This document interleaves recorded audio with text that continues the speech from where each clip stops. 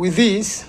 And now this law seems to be made to amalgamate all the laws in this environmental area, whereby the main idea is to plant more trees in the country. With the flocker projects, Mr. Speaker, you'll be surprised. They would have been very successful if the water pans and the boreholes and irrigation was geared towards growing seedlings, and especially of locally generated forests, whereby the forests can grow naturally. There are places acacia grows naturally.